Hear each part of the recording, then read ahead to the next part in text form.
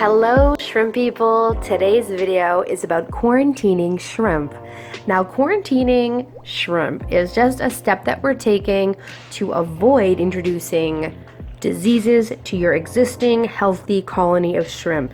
So I have a few tips today to give you to protect your shrimp from disease and from unnecessary bad things happening in your shrimp tank. So first thing is first, number one, add shrimp all at the same time from one source. So today's example, we're going to use cherry shrimp. Let's just say you want to start a cherry shrimp tank. So once you set up your tank and you cycle it and it's established, it's a really good idea to buy all your shrimp at one time from one person or one store. So go ahead and buy 20 or 30 cherry shrimp and put them all in at the same time. The reason for this is that you don't want to buy from multiple sources, because one source could be healthy shrimp while another could be sick shrimp. And by adding them, you're just jeopardizing the healthy ones by combining them with the sick ones. Another thing is that a lot of shrimp look perfectly fine when you first get them, but diseases will pop up weeks and sometimes even months later. So it's really not a good idea to put anything in except the main shrimp that you're getting all at once. That way, if there is an issue that comes up, you know that it came from that one source, and then you can treat that entire tank for any disease or problems. Number two, do not add new shrimp to an existing shrimp colony. So what that means is you've had your cherry shrimp, they're doing great, you've had them for 6 months, you have no sign of diseases, no sign of problems, they're all healthy and breeding, and you get this idea to add more shrimp, more cherry shrimp. I would stay away from that, because when you're adding new shrimp, you're jeopardizing all those shrimp that are healthy by adding them.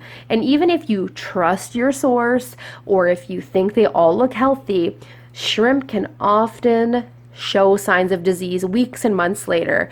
And the problem with the months later is that a lot of people aren't patient enough or don't know enough to wait that long, and then they'll add the shrimp, and all of a sudden 3 months or 4 months in, they'll start to see a certain disease that is really lethal to shrimp called Elobopsidae.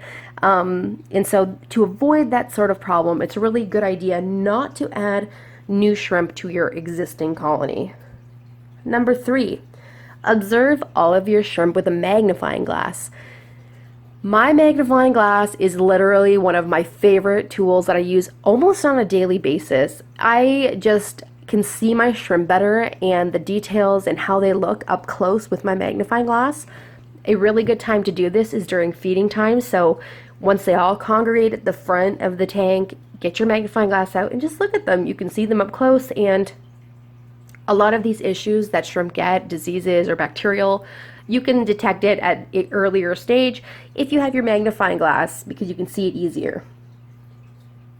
Number four, don't share equipment between tanks.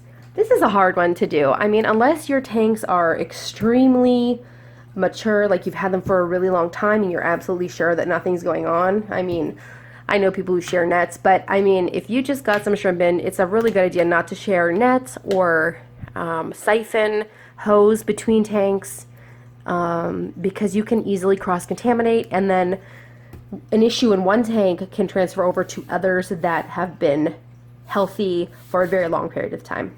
I mean, this video is just to sort of put a thought in your mind as to how to protect your shrimp colonies. Some people have huge colonies, and you have to think, do you want to put them at risk of disease? And especially some of those diseases that are really hard to treat or can't treat at all. So for me, I also have lots of valuable shrimp. I don't want to cross-contaminate. I don't want to add new shrimp to those tanks, because I'm putting at risk the hard work I've put into those tanks, the plants, the shrimp, the baby shrimp. It would just be, for me, a real disappointment if I introduced disease into my healthy shrimp tanks. So shrimp people, I guess the moral of the story today is don't add new shrimp to existing colonies, and just know that shrimp disease can come up not just weeks later, but months later. So even if your new shrimp look healthy, don't get tempted to put them in with your healthy shrimp colony that you've had for a really long time, because you're just putting them at risk. Please like and subscribe, and thank you so much for watching.